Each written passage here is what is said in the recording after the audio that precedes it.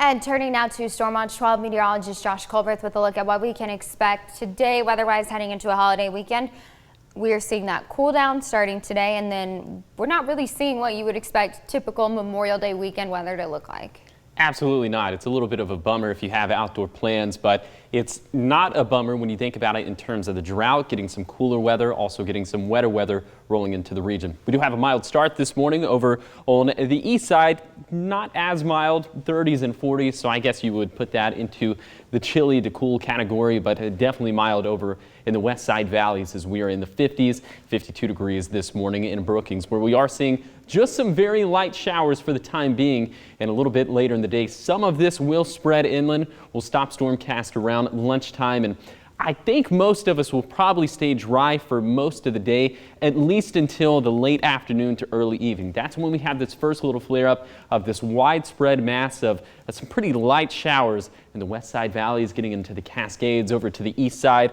And then it's going to be really the late evening into the overnight hours when things become very widespread. Some of these yellows you see here represent some moderate to heavy rain, and that'll continue working through the region. And here comes the next round, and this will most likely be the most potent round, and this is Saturday morning, 8 in the morning. You can see it bearing down on the coast. It'll spread inland, and by the time it gets to the east side, it starts interacting with some of the atmospheric instability, which is just a fancy way to say some thunderstorms could begin popping up over on the east side. The main threats with this will be abundant lightning. I don't think we're going to see the pea-sized hail or the gusty winds like we saw for yesterday. And then into Sunday morning, here comes even more rain. Now, like I've already mentioned, this is very good news when it comes to the drought, especially along the coast and up in the mountains, where we could potentially have up to an inch of rain throughout Sunday morning. Some less impressive totals inland, especially within the Shasta Valley. Snow levels on Sunday morning will dip down to 5,000 feet, so Lake of the Woods, Diamond Lake, and Crater Lake will all experience snow if the forecast pans out this way. And then snow levels on Sunday will only rebound to around 5,500 feet, dropping even lower into Monday morning, but most of us should be dry into Monday morning.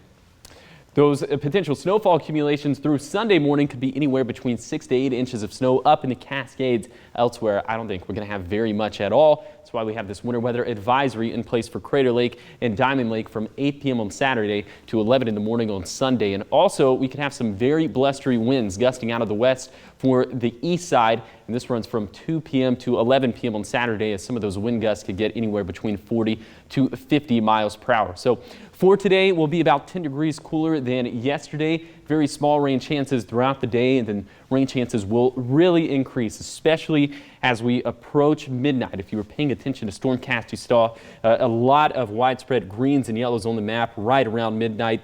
And so the bottom line is that we're going to have even more of that green stuff on the radar for Saturday, and then less so for Sunday, and we will dry out but still be pretty cool by Memorial Day proper. Here is your 7-day forecast along the coast. Highs will be hovering right around 60 degrees, drying out for Memorial Day, and then temperatures will rebound into the mid-60s by Tuesday.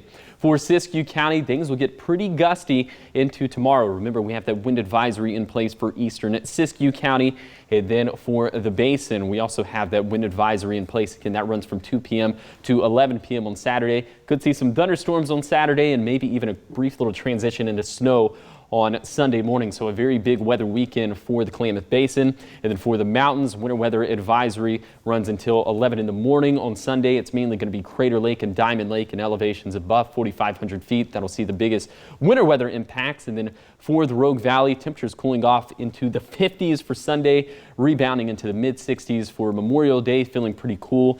Not going to feel cool at all for Tuesday, though.